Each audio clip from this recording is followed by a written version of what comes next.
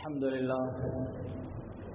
لله نحمده ونستعينه ونستغفره ونعوذ بالله من شرور أنفسنا ومن سيئات أعمالنا من يهده الله فلا مضل له ومن يضلل فلا هادي له ونشهد أن لا إله إلا الله وحده لا شريك له ونشهد أن سيدنا وحبيبنا وشفيعنا ومولانا محمدا عبده ورسوله صلى الله على سيدنا محمد وعلى آله وصحبه وسلم تسليما كثيرا من يطع الله ورسوله فقد رشد ومن يعص الله ورسوله فإنه لا يضر إلا نفسه ولا يضر الله شيئا ما بعد فإني أوصيكم ونفسي أولا بتقوى الله وأحذركم يوما عبوسا قمطريرا قال الله تعالى ويوم يعض الظالم على يديه يقول يا ليتني اتخذت مع الرسول سبيلا. وعن معاذ بن جبل رضي الله تعالى عنه قال النبي صلى الله عليه وسلم إن الشيطان ذئب الإنسان كذئب الغنم يأخذ الشاة القاصية والناحية وإياكم والشعاب وعليكم بالجماعة والعامة أخرجه أحمد. புகழனைத்தும் அல்லாஹ் ஒருவனுக்கே உரித்தாகட்டும். சலாத்தும் சலாமும் சாந்தி நபி சன்மார்க்க போதகர் முஸ்தபா ரசூல் அக்ரம் ஸல்லல்லாஹு அலைஹி வஸல்லம் அன்னவர்கள் மீதும் அன்னாருடைய புத்திமதிகளை அடிச்சுவடுகளை போதனைகளை பின்பற்றி நடந்த உத்தம சஹாபாக்கள் தாபிஊன்கள் தபஉ தாபிஈன்கள் மற்றும் கியாமத்துடைய நாள் வரும் வரைக்கும் இந்த புனிதமான முபாரக்கான தீனுல் இஸ்லாத்திலே பிறக்கக்கூடிய நுழையக்கூடிய முஸ்லிமான முஃமினான ஆண்கள் பெண்கள் அனைவர் மீதும் உண்டாகும். புனிதமிக்க ஜும்ஆவுடைய கடமையை நிறைவேற்றுவதற்காக வேண்டி அல்லாஹ்வின் இல்லமாம் மஸ்ஜிதுல் நேரா காலத்துடன் நவைத்துல் இஅ்திகாஃப் ஃபீ ஹாதில் மஸ்ஜித் லில்லாஹி தஆலா என்ற இஅ்திகாஃபினுடைய நல்ல நியத்துடன் வந்தமர்ந்திருக்கும் அல்லாஹு தஆலாவினுடைய நல்லடியார்களே நேசர்களே, வாழ்க்கையில் எல்லா சந்தர்ப்பங்களிலும் எல்லா சூழ்நிலைகளிலும் படைச்சரபுல் ஆலமீன் அல்லாஹ் அவனொருவனை அஞ்சு கொள்ளுமாறும் பயந்து கொள்ளுமாறும் தக்வா செய்து கொள்ளுமாறும் முதலில் எனக்கும் அடுத்ததாக உங்களுக்கும் வசியத்தும் நசீஹத்தும் செய்து கொள்கிறேன். பெரும்புக்குரிய இஸ்லாமிய சகோதரர்களே, ஆலமுல் அர்வாஹ்ல ரூஹுகளுடைய உலகத்தில் குறிப்பிட்ட காலம் இருந்து அங்கிருந்து இரண்டாவது கட்டமாக தாயுடைய கருவறைக்கு வந்து அங்க 9-10 மாசம் இருந்து போட்டு துன்யாவுக்கு வந்திருக்கிறோம். இதுதான் ஏண்டவங்களோட வாழ்க்கை பயணத்தினுடைய ஆர்டர். எல்லாரோட ஆர்டரும் இதுதான். எல்லாரும் ஆலமுல் அர்வாஹில் இருந்தோம், அதுக்கு பின்னால் எல்லாரும் தாயுடைய கருவறைக்கு வந்தோம், அதுக்கு பின்னால் எல்லாரும் துன்யாவில் இருக்கிறோம். இந்த ஆர்டர் அப்படியே போகும். இங்கிருந்து நானும் நீங்களும் எல்லாரும் கபருக்கு போறோம். அங்கிருந்து மஹ்ஷருடைய மைதானத்தில் அல்லாஹ் என்னவங்கள் எல்லாரையும் எழுப்புவான். அங்கிருந்து சிராத்தல் முஸ்தகீம் பாலத்தினூடாக சுவர்க்கம் போயிட்டு சேர்ந்தா சுவர்க்கம், தவறி விழுந்தா நரகம் என்ற ஒரு படித்தரத்துல தான் அல்லாஹு ரப்புல் ஆலமீன் என்னோட வாழ்க்கைய அல்லாஹ் டிசைன் பண்ணிருக்கிறான். அல்லாஹ் அப்படித்தான் நிர்ணயிச்சிருக்கிறான். அன்புக்குரியவர்களே, இந்த துன்யாவுக்கு அடுத்த கட்டம் போகக்கூடிய கபரு, அதுக்கங்கால மஹ்ஷருடைய மைதானம், அதுக்கங்கால சிராத்துல் முஸ்தகீம், சுவர்க்கம் நரகம், இதை அல்லாஹு ரப்புல் ஆலமீன் முடிவு செய்யும் பொழுது இந்த அடியான் ஆலமுல் அர்வாஹ்ல எப்படி இருந்தான் என்பதை வைத்து அல்லாஹ் முடிவு செய்யறது இல்லை. இந்த அடியான் தாயுடைய கருவறையில எப்படி இருந்தான் என்றதை வச்சு அல்லாஹ் கபரையும் மஹ்ஷரையும் சிராத்தையும் அல்லாஹ் முடிவு செய்யறது இல்லை. அல்லாஹ் முடிவு செய்யறதுக்கு பார்க்கிறது ஒன்றே ஒன்று, துன்யா எப்படி இருந்தான், துன்யாவுடைய வாழ்க்கையில மனிதன் எப்படி நடந்து கொண்டான் என்ற ஒன்றை வச்சுத்தான் அல்லாஹ் கபர் எப்படி அமையணும், அது சுவர்க்கத்து பூஞ்சோலையா, அல்லாஹ் பாதுகாக்கணும், நரகத்தினுடைய படுகொலியா, அது இருக்கணுமா நசுக்கணுமா, விசாலமாக்கணுமா, இருட்டா வெளிச்சமா, அல்லாஹ் ரப்புல் ஆலமீன் முடிவு செய்யறது மனிதனுடைய துன்யாவுடைய வாழ்க்கை. அதாவது கருவறையிலிருந்து கபுரறை வரைக்கும் உண்டான அந்த இடப்பட்ட காலத்தை வச்சுத்தான் அல்லாஹ் ரப்புல் ஆலமீன் முடிவு செய்யறான். எனவே அன்பின் இஸ்லாமிய உறவுகளே, வாழ்க்கையினுடைய பெருமதி, துன்யாவுடைய வாழ்க்கை இதனுடைய பெருமதி சில நேரம் இப்ப விளங்காது. அல்லாஹு ரப்புல் ஆலமீன் ஒவ்வொன்றினுடைய பெருமதையும் ஒவ்வொரு சந்தர்ப்பத்தில் விளங்கப்படுத்துவான். அதிகமான வாலிபர்கள், நிறைய வாலிபர்கள் நான் அவங்க சொல்ல காதால கேட்டிருக்கிறேன். ஹஜ்ரத் உம்மா வாப்பாவை பத்தி எவ்வளவு சொல்லுவாங்க விளங்காது ஹஜ்ரத். இப்ப நான் ஒரு புள்ள பெற்று நான் ஒரு வாப்பா என்ற ஸ்தானத்தை அடைஞ்ச பிறகுதான் வாப்பட பெருமதி விளங்குது ஹஜ்ரத். எத்தனையோ பேர் சொல்ல கேட்டிருக்கிறேன். ஆனா வாப்பா எங்க? இப்ப வாப்பா மௌத்தாவி கபூர்ல 5 வருஷம். பெருமதி விளங்கும் பொழுது நியமத்து இருக்காது. அன்பின் இஸ்லாமிய உறவுகளே, இது போல சில பேருக்கு மனைவி கண்ணுக்கும் முன்னுக்கும் அங்க இங்க காலடியில சுத்தி கொண்டிருப்பா. வீட்டுக்கு வரும்போதெல்லாம் முன்னுக்கு இருப்பா. ஒரு 8-10 நாள் அவ இல்ல, அவளோட பேசலாம், அவ ஹாஸ்பிட்டல்ல, அல்லாஹ் பாதுகாக்கணும். இருந்தால் விளங்கும் வீடு எப்படி இருக்குது, வெறிச்சோடி போயிட்டு இருக்குது. இருக்கும் பொழுது நியமத்து விளங்குறது குறவு. அன்புக்குரியவர்களே, இதே போலதான் துன்யாவுடைய வாழ்க்கையும் இதனுடைய பெருமதி மனிதனுக்கு 2 கட்டத்தில் விளங்கும் என்பதாக அல்லாஹ் ரப்பல் ஆலமீன் குர்ஆன்ல விளங்கப்படுத்துறான். அதுல ஒன்று தான் மனிதன் துன்யாவுடைய வாழ்க்கைக்கு விடை கொடுக்கும் தருணம் சக்கராத்ல வச்சு அல்லாஹ் ரப்பல் ஆலமீன் ஒவ்வொன்றையும் கண்ணுக்கு முன்னால காட்டும் பொழுது லவ்லா அஹர்தனி, அல்லாஹ் கொஞ்சம் என்ன பிற்படுத்து என்று யாரெல்லாம் துன்யாவை மிஸ்யூஸ் பண்ணினோ அவங்க துணை பேரும் அல்லாஹ்விடத்தில் வைக்கக்கூடிய ரிக்வெஸ்ட் அல்லாஹ் குர்ஆன்ல சொல்றான். லவ்லா அஹர்தனி இலா அஜலின் கரீப். அந்த ரிக்வெஸ்ட் சொல்ற அல்லாஹ் அதுக்கு ரப்பல் ஆலமீன் என்ன ரிப்ளை, என்ன ஆன்சர் பண்ணுவான் என்றதைக்கு முன்னரிடத்தில் அல்லாஹ் சொல்றான். இன்ன அஜல் அல்லாஹ் இதா ஜாஅ லா யுஅக்கர்.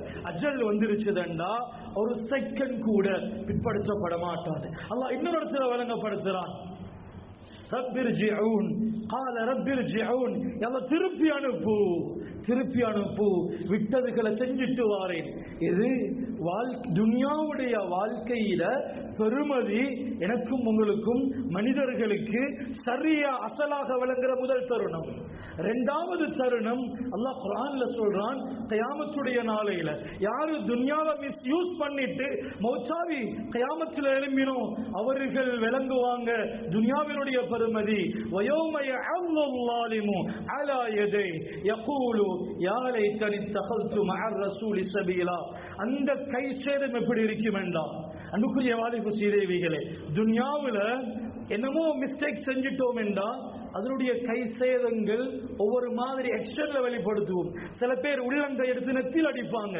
அநியாயமே. கியாமத்துடைய கை சேதம் அல்லாஹ் சொல்றான்.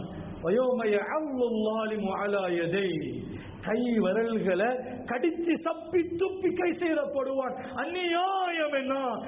யகூலு யா லைதனி தகல்து மஅர் ரசூலி சபீலா. அல்லாஹ்வுடைய தூதர் சொன்ன பாதையில நான் பயணிச்சிருக்கலாமே என்ற துன்யாவினுடைய கை சேதம் கியாமத்துடைய நாளையில மனிதனுக்கு விளங்கும். அன்பின் இஸ்லாமிய உறவுகளே, எப்படி வாப்ப மௌத்தாவின புறவோ வாப்பட அருமை விளங்கி எந்த பிரயோசனமும் இல்லையோ, இது போல துன்யாவுடைய முடிச்சிட்டு போனதுக்கு பின்னால பிரயோசனம் விளங்குறதுல எந்த விதமான நலவுகளும் கிடையாது. எனவே அன்புக்குரிய இஸ்லாமிய சகோதரர்களே, வாலிப சீதேவிகளே, துன்யாவுடைய வாழ்க்கை மிக பெருமதியானது. துன்யாவுடைய வாழ்க்கையினுடைய பெருமதியையும் பெருமானத்தையும் உணர்வும். துன்யாவுடைய வாழ்க்கையில ஒரு மனிதனுக்கு சர்வசாதாரணமாக கவலை சந்தோஷங்கள் வந்து போறதுண்டு.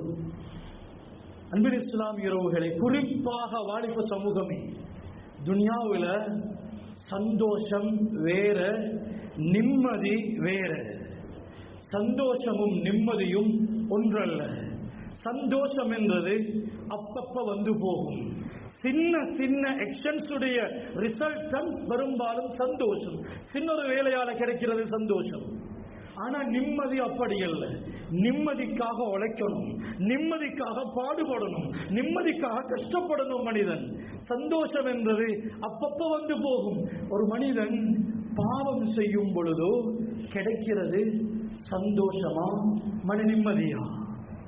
நிம்மதிக்கும் சந்தோஷத்துக்கும் வித்தியாசம் இல்லாம, வித்தியாசம் விளங்காம எத்தனையோ பேர் சந்தோஷத்துக்கு பின்னால் ஓடிக்கொண்டிருக்கிறான். குறிப்பாக வாலிப சமூகம்.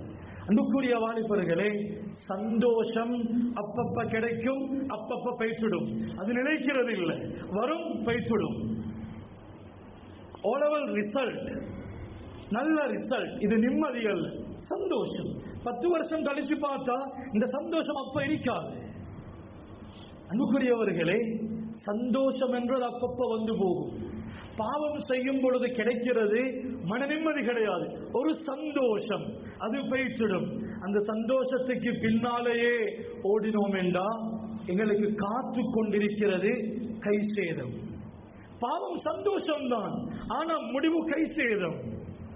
அன்புக்குரியவர்களே, பெற்றார்களே, பிள்ளைகளுக்கு வாழ்க்கையினுடைய பெருமானத்தை சொல்லிக் கொடுப்போம். அப்ப சந்தோஷம் அண்டா இவ்வளவு. நீங்க கொஞ்சம் யோசிச்சு பாருங்க, 5 வருஷத்துக்கு முன்னால நீங்க அடைஞ்ச அடைவு, அப்பப்பட்ட சந்தோஷம் இப்ப இல்ல முகத்தில். நினைச்சாலும் அந்த சந்தோஷம் எடுக்கலாம். இதுதான் வாப்ப சந்தோஷம், அது காலங்களால் மறந்து போய்விடும். ஆனா நிம்மதி என்றது அது உடனே கிடைக்காது, கிடைக்கும் லேட்டாகும். ஆனா கிடைச்சா நிம்மதி நிம்மதி தான், அது டக்கண்டு போறதும் கிடையாது.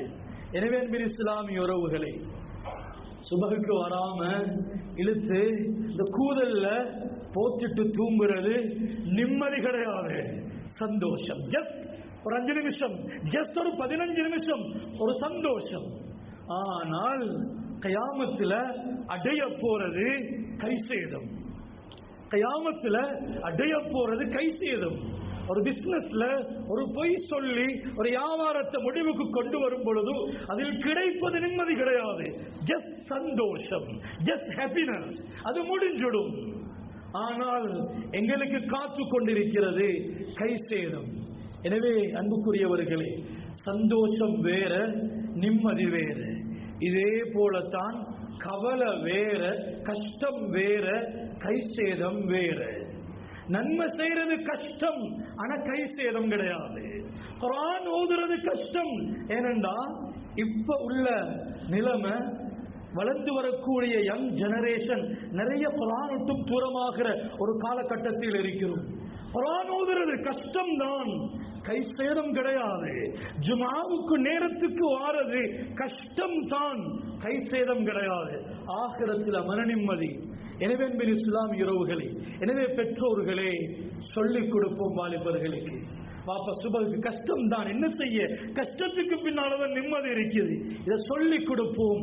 அன்பின் பெற்றார்களே, அல்லாஹ் ரப்பல் ஆலமீன் தந்த மிகப்பெரிய ஒரு அமானிதம் தான் எங்களோட குழந்தைகள். அன்புக்குரியவங்களே, பிள்ளைகளுக்கு மெம்பர்ல இருந்து சொல்றேன், இஸ்லாமிய அறிவுவானம், இஸ்லாமிய உணர்வை கொடுப்போம். நாங்க இஸ்லாமிய உணர்வு உள்ள ஒரு பிள்ளையாக எத்தனை வயசுல 18 ஆகும் பொழுது உணர்வை ஊட்ட முடியாது, 15ல உணர்வை ஊட்ட முடியாது. உணர்வை எப்ப ஊட்டலாம் என்றா 2 வயசுல இருந்து 1.5 வயசுல இருந்து, அந்த பால் கொடுக்கிற வயசுல இருந்து, அந்த சாப்பாடு தீட்டுற வயசுல இருந்து இஸ்லாமிய உணர்வை ரத்தத்தோட கலக்க செய்யலாம். பிள்ளைகளுக்கு துஆவை பாடமாக்குறது பரிசு இல்லை, அது ஒவ்வொரு நாளும் ஓதணுமே என்ற உணர்வு ஏற்படுத்துறது ஒவ்வொரு உம்மவாப்பட கடமை. உணர்வுள்ள முஸ்லிம்கள் தான் எங்களுக்கு தேவை, நாலேஜ் உள்ள முஸ்லிம் தேவையில்லை. துஆக்கள் பாடம், குர்ஆன் ஓதாட்டி அது தெரிஞ்ச அந்த இன்ஃபர்மேஷன் அது எந்த பிரயோஜனமும் கிடையாது. உணர்வுள்ள பிள்ளைகளை வளர்ப்போம். அன்புக்குரியவர்களே, இன்றைய காலகட்டம் குழந்தை வளர்ப்பு மிகப்பெரிய ஒரு சவால். நான் சொல்றது, நான் சாதாரண ஆளா இல்லை, நான் ஒரு பிள்ளைக்கு ஒரு வாப்பா என்ற முறையில் அனுபவத்தோடு நான் பகிர்ந்து கொள்றது. புள்ள வளர்க்கிறது ஒன்றும் பெரிய செய்தி இல்லை, அது உணர்வு ரீதியாக சின்ன வயசிலிருந்து நாங்க கொடுத்தோம் என்றா அது ஒன்றும் பெரிய செய்தி இல்லை. உணர்வு ரீதியாக ஊட்டப்படணும். நாங்க இந்த உணர்வை ஊட்டின எந்த அளவுக்கு ஊட்டணும் என்றா, உதாரணமாக ஒருவேளை நாங்க மறந்துட்டோம், பாப்பா நான் குர்ஆன் ஓதல்ல, இன்றைக்கு இந்த உணர்வு சின்னத்திலிருந்து வரணும், நான் துஆ ஓதல்ல பாப்பா என்று எழும்பி ஓதிட்டு படுக்கிற இந்த உணர்வு ரீதியான குழந்தைகளை உருவாக்குறது ஒவ்வொரு உம்ம வாப்பாவினுடைய மிகப்பெரியதொரு கடமை என்றதை விளங்கிக் கொள்வோம். அன்பின் இஸ்லாமிய உறவுகளே, இன்னைக்கு நிறைய பேர் ஹஸரத் நாங்க சொல்றதை புள்ள கேட்கிறாங்க இல்லை. அன்புக்குரியவங்களே, நல்லாக விளங்குவோம். அதுவும் தற்கால வாலிபர்களுடைய பெற்றார்கள் நல்லாக விளங்குவோம். முந்தி காலம் எப்படி என்றா, நான் சொல்றது எந்த பிள்ளைக்கு விளங்கும். ஏனென்றா நான் வாழ்ற துன்யால தான் அவனும் வாழ்ற. அவன்ற வேர்ல்டும் உண்டு, எந்த வேர்ல்டும் உண்டு. ரெண்டு பேரும் ஒரே உலகம், ரெண்டு பேரும் பயணிக்கிற ரோடு உண்டு. அவனுக்கு கொண்டு எப்படி சொல்லணும் என்று வாப்புக்கு தெரியும். சொல்றவனுக்கும் டக்குண்டு பட்டும் இதுதான் வாப்ப சொல்றார் என்று. அன்புக்குரியவர்களே, ஆனா இன்றைய உலகம் வேறு, இன்றைய உலகம் வேறு, இன்றைய வாலிபர்களுடைய உலகம் வேறு. அன்றைக்கு புள்ள வளர்க்கிறது ஒரு பெரிய ஒரு ரிஸ்காக இருக்கல. அன்றைக்கு வாப்பக்கு தெரியும் புள்ள ஊட்டுள்ளுக்கா, புள்ள தவறு செய்யறதா இருந்தா மிஞ்சி மிஞ்சி போனா என்ன தவறு செய்வான், எதை பார்ப்பான், எங்கிருந்து பார்ப்பான், எங்க போவான், ஒன்றுமில்ல. புள்ளைய வீட்டுல காணல, ஒன்றுமில்ல. ஸ்கூல் கிரவுண்ட்ல பாருங்க, சந்தையில பாருங்க, ரெண்டுல ஒரு இடத்துல நிச்சயமாக இருப்பான். வாப்பக்கு தெரியும் யாரோட போவான், என்ன செய்வான் என்றது முந்தி உள்ள வாப்பமாருக்கு தெரியும். ஏன்னா முந்தி உள்ள உலகம் பிள்ளைகள் கெட்டு போறது, அதுக்குண்டான ஏற்பாடுகள் சமூகத்தில் இல்லை. அதே நேரம் முந்தி காலம் மிஞ்சி மிஞ்சி போனா யாரோ குடிச்சிட்டு வீசின ஒரு வீடி துண்டு, அதுவும் சும்மா குடிக்க இயலாது. வாப்ப மட்டுமில்ல புள்ள வளர்த்த, அந்த காலம் முழு ஊரும் சேர்ந்து வளர்த்த. வாப்பட கூட்டாளிய கண்டாலும் தலைய குனிச்சிட்டு போற காலம், நானோட கூட்டாளிய கண்டாலும் நானுக்குரிய மரியாதை குடிச்சிட்டு போற காலம். கடையில பஜார்ல இருந்தாலும் நீங்க இன்னார்ட மகான் என்ன எல்லாருக்கும் பயம், வாப்பட்ட சொல்லி கொடுத்துருவாங்க. முழு ஊரும் சேர்ந்து புள்ள வளர்த்த. இன்றைக்கு யாரும் கண்டுகொள்றது கிடையாது. பாவத்துக்குரிய வழிமுறைகள் ஏராளம் தாராளம் பிள்ளைகளுக்கு. இன்றைக்கு எக்ஸெஷன் கூட பிள்ளைகளுக்கு. பிள்ளைகள் மிஸ் ஆகி போறதுக்குண்டான எல்லா வாய்ப்புகளையும் உலகம் செஞ்சு கொடுத்து கொண்டிருக்கிறது. பிள்ளைகள் டிஸ்ட்ரக்ஷன் ஆகுறதுக்குண்டான எல்லா ஏற்பாடுகளும் இருக்குது. சினிமா வேணுமா, ஷாப்பிங் மால்கள் வேணுமா, பஜார்கள் வேணுமா, ட்ரக்ஸ்கள் வேணுமா, கை நிறைய சல்லிகள் வேணுமா, மொபைல் வேணுமா, பிள்ளைகள் வழி தவறி போறதுக்குண்டான எல்லா வாய்ப்புகளும் இருக்கிறது. அன்புக்குரிய பெற்றார்களே, அன்பின் இஸ்லாமிய உறவுகளே, நான் சொல்றது ஒன்று ஞாபகம் வச்சுக் கொள்ளுங்க. புள்ள மொபைல் யூஸ் பண்றது ஒன்றுமே இல்லை.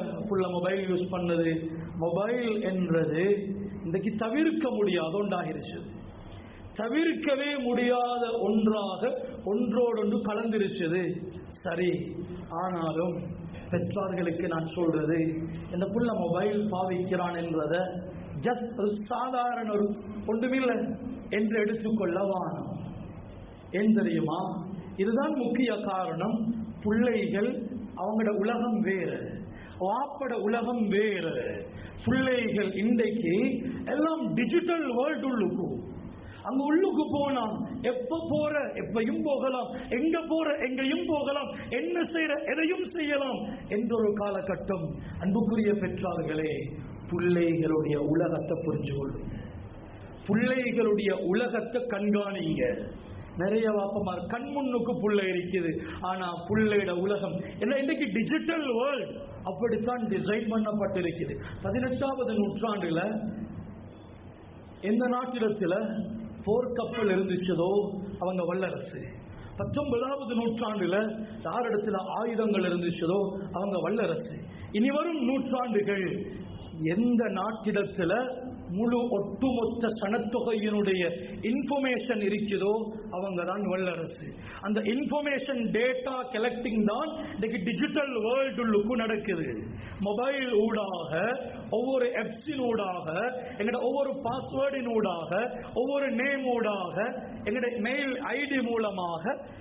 ஒரு காலம் என்ன யாரும் தேடணும் என்றா என் வீட்டு அட்ரஸ் மட்டும்தான் அவருக்கு தேடி வரணும்.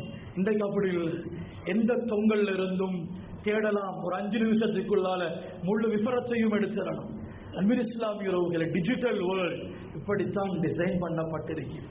பிள்ளைகளுடைய உலகம் வேறு, அது எப்பையும் போகலாம். பாப்புக்கு தெரியா, உம்முக்கு தெரியா, கண்காணிக்க யாரும் இல்லை, எதையும் செய்யலாம் என்றொரு மிக பரந்ததொரு ஒரு உலகத்தில தான் பெரும்பாலும் இன்றைக்கு கட்டுப்பாடு இல்லாம ஆண்ட்ராய்டு மொபைல் யூஸ் பண்ணக்கூடிய வாலிபர்கள், யுவதிகள் நிறைய பேர் அங்கதான் காணாம போறாங்க. நிறைய பேருடைய ஆகிரம் அங்கதான் நாசமாகுது. எனவே அன்புக்குரியவர்களே, பிள்ளைகளை முதலாவது வாப்பமார் புரிஞ்சு கொள்ளும். பிள்ளைகள் வாழ்ற காலம் எது, முந்தி மாதிரி நானும் அவனும் வாழ்ற உலகம் ஒன்றல்ல. அவனுக்கு வேறொரு உலகம், அது டிசைன் பண்ணப்பட்டிருக்கிறது. அது அவன் டைட் ஆகணும் என்ற கட்டாயம் அதுக்கு டிசைன் பண்ணப்பட்டிருக்கிறது. எனவே இஸ்லாமிய உறவுகளே, கண்காணிக்க யாரும் இல்ல, புள்ள தனிச்சு விடப்பட்டிருக்கிறது, அங்க எதையும் செய்யலாம். நல்லாக விளங்குங்க,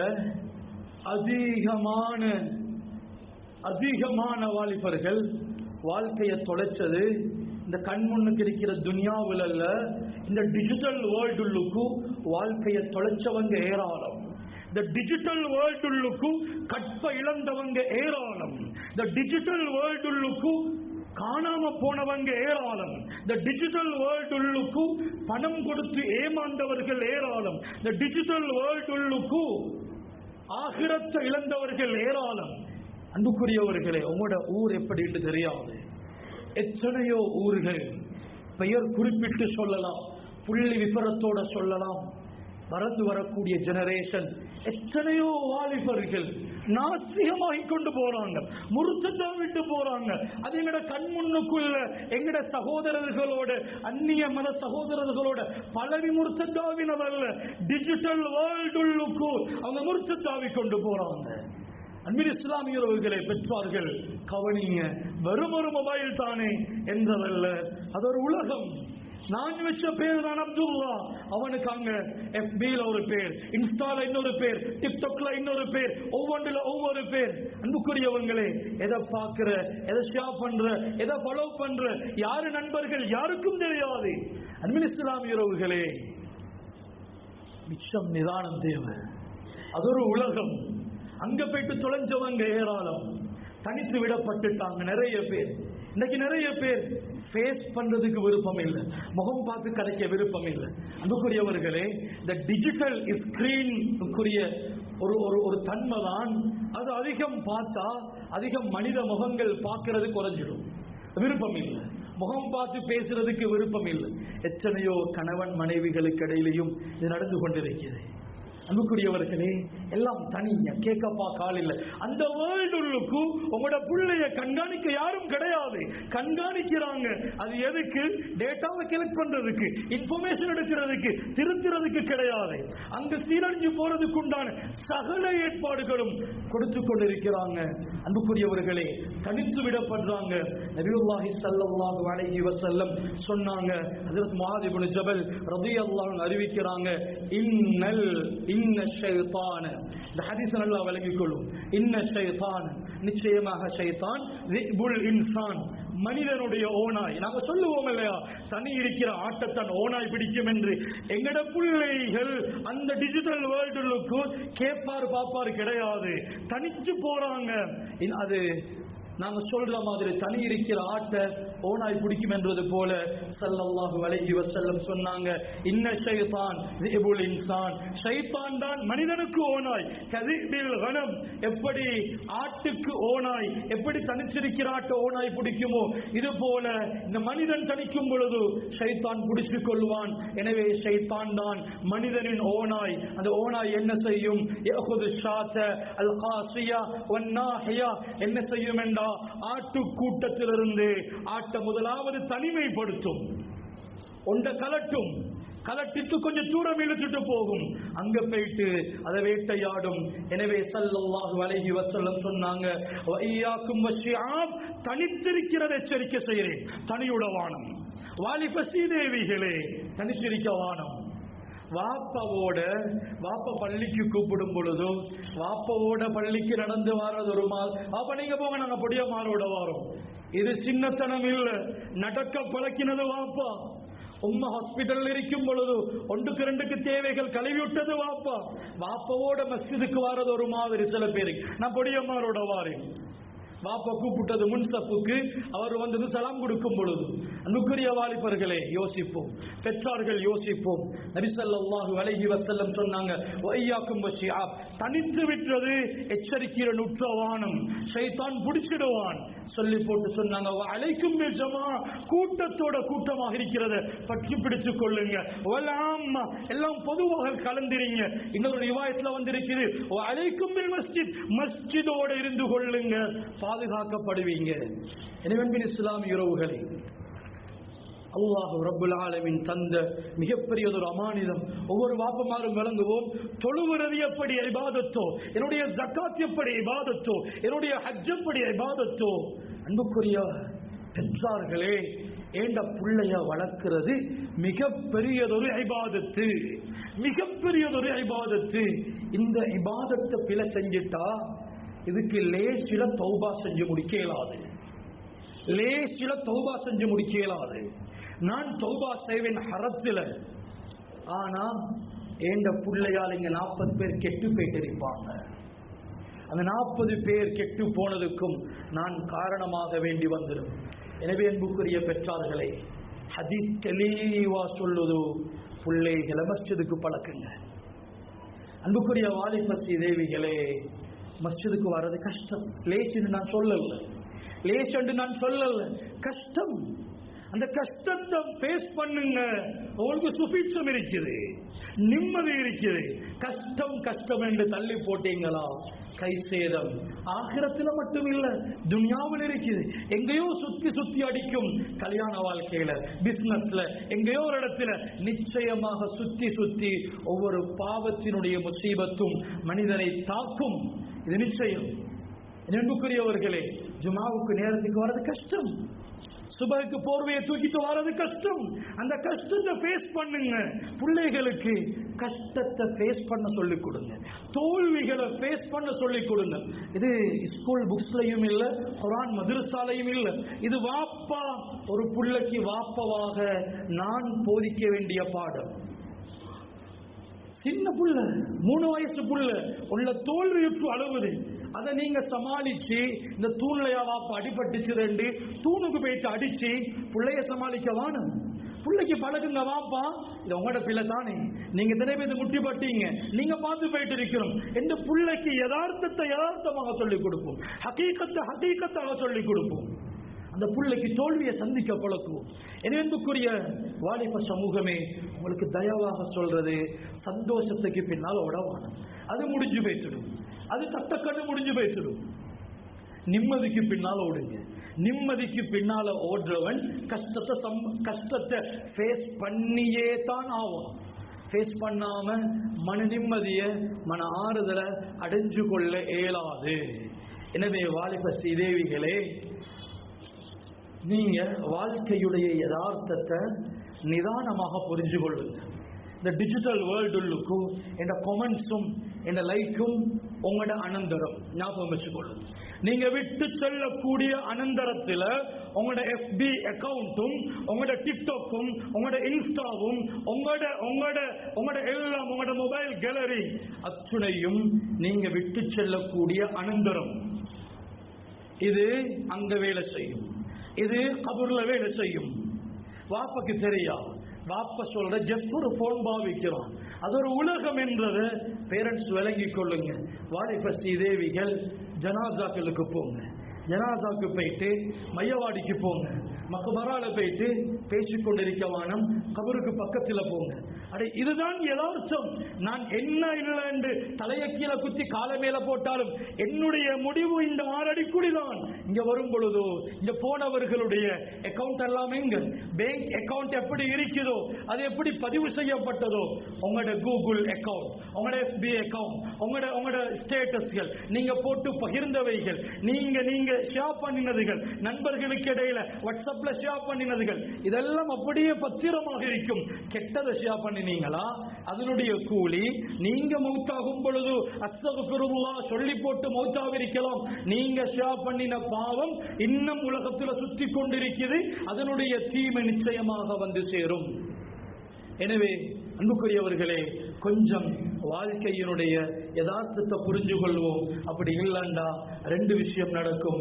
ஒன்று, பிள்ளைகள் அல்லாஹ் சூரத்துல் மஆரிஜ்ல சொல்ற மாதிரி கயாமத்துடைய நாளையில யா அல்லாஹ் என்ன விட்டுடைய அல்லாஹ் என்ன வாப்பவ நரகத்துல போடு, நண்பர்களை போடு, என் உம்மவை போடு யா அல்லாஹ் யவதுல் முஜ்ரிம் லவ் யஃப்ததி மின் அஸாபி யௌமிஇதின் பிபனி ஒன்னைகளை மாட்டுவாங்க. ரெண்டு வாலிப ஸ்ரீதேவிகளே, நீங்க இன்னும் நிதானம் எடுக்கலண்டா கயாமத்துடைய நாளையில வயோமய அல்லாஹ் அலா யதை கை விரலை கடிச்சு கடிச்சு துப்பி கை சேதப்படுவோம். யாரும் கேட்க பார்க்க இல்லை, எந்த நண்பர்களும் வரப்போறது இல்லை. இது அல்லாஹ் குர்ஆன்லயே தெளிவுபடுத்துறான்.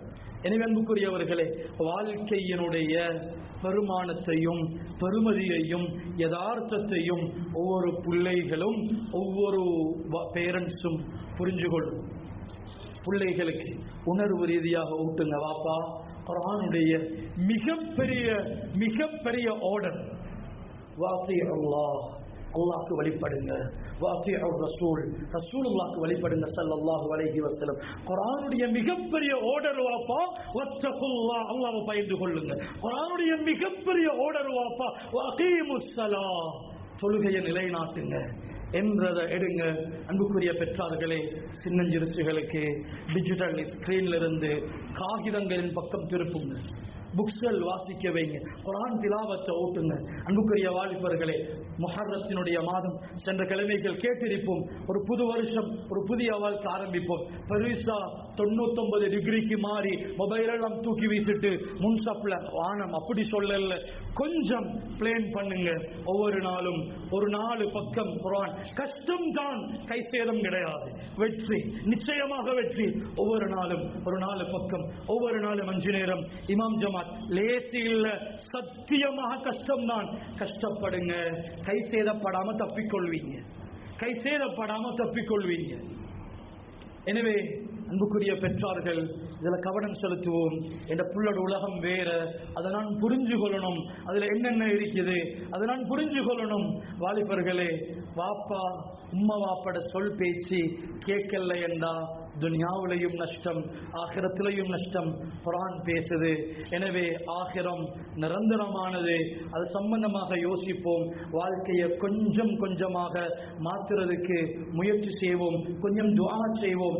யாருக்கெல்லாம் தொழுது முடிஞ்சு கொஞ்ச நேரம் துஆ செய்யறதுக்கு அது நேரம் எடுத்து செய்ய ஏல ஹசரத் வருவதில்லைன்னு நினைக்கிறீங்களோ, நான் சொல்றது ஒன்றே ஒன்று, சில நேரம் அல்லாஹ்வுடைய தண்டனையாக இருக்கலாம்.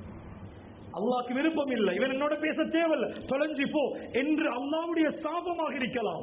எனவே கொஞ்ச நேரம் மெனக்கெட்டு உட்கார்ந்து துஆ செய்வோம் யா அல்லாஹ். எனவே வாலிபர்களுக்கு சொல்றது, டிஜிட்டல் வேர்ல்டுக்கு உங்களுக்கே தெரியாம தொலைஞ்சு பேசிடவானும், உங்களுக்கே தெரியாம உங்களோட ஆகிரத்தை தொலைச்சிடவானும். கொஞ்சம் நிதானமாக செயல்படுவோம். எனவே அல்லாஹ் ரப்பல் ஆலமீன் நம் அனைவரையும் புரிந்து கொள்வானாக. யா அல்லாஹ் ரப்பே ரஹ்மானே, நம்முடைய குற்றம் குறைகளை மன்னிப்பாயாக. யா அல்லாஹ், நீ எதற்காக படைச்சாயோ இந்த வாழ்க்கையினுடைய யதார்த்தத்தை மிகச்சரியாக புரிந்து கொள்ளக்கூடிய மனப்பக்குவத்தை யா அல்லாஹ் நம் அனைவருக்கும் நசீபாக்குவாயாக. ஷைத்தானினுடைய சதிவலைகள் ஏராளம் ஏராளம் யா அல்லாஹ், அதுல சிக்கிடாம யா அல்லாஹ் தக்வாவை வரவச்சு கொண்டு உண்மையான ஆகிரத்துக்காக தயார் செய்யக்கூடிய ஸ்ரீதேவிகள் கூட்டத்தில் யா அல்லாஹ் நம் அனைவரையும் புரிந்து கொள்வாயாக. யா அல்லாஹ், ஒவ்வொரு பெற்றாருக்கும் தந்த பிள்ளைய உணர்வுள்ள ஒரு முஸ்லிமாக வளர்க்கக்கூடிய தௌஃபீக்கையும் ஈமானையும் நசீபாக்குவாயாக. யா அல்லாஹ் ரப்பே ரஹ்மானே, சக்கராத்ல யா அல்லாஹ் உலகத்தில் வெற்றி பெற்ற ஸ்ரீதேவிகளாக சுவர்க்கத்தை பார்த்த வண்ணம் சிரிச்ச முகத்தோட கலிமா ஷஹாதாவோட மௌத்தாவக்கூடிய தௌஃபீக்கை யா அல்லாஹ் நம் அனைவருக்கும் நசீபாக்குவாயாக. ஆகிரத்தில தோத்து போன யால தோல்வியாளர்களாக மௌத்தாக்கிறாதே ரஹ்மானே, ஆகிரத்தை வெற்றி கொண்ட வெற்றியாளர்களாக யா அல்லாஹ் நம் அனைவரையும் வாழ்ந்து மௌத்தாவக்கூடிய தௌஃபீக நம் அனைவருக்கும் நசீபாக்குவாயாக. நம்ம துணை பேரும் இன்றைய ஜுமாவுடைய தினத்தில் என்னென்ன மன கஷ்டங்கள் பிரச்சனைகளோடு உட்கார்ந்திருக்கிறோமோ அத்தனையும் நீ அறிஞ்சவன் யா அல்லாஹ். அத்தனை பிரச்சனைகளும் அவசரமாக வெளிவரக்கூடிய நிலைமையை உண்டு பண்ணுவாயாக. ஒவ்வொரு கிழமையும் நேரம் பிந்தி ஜுமாவுக்கு வரக்கூடிய சீதேவிகளுக்கு அது பாவம், ஜுமாவுடைய நன்மை கிடைக்காது என்ற அந்த ஹதீஸை யா அல்லாஹ் விளங்கக்கூடிய தௌஃபீக நசீபாக்குவாயாக.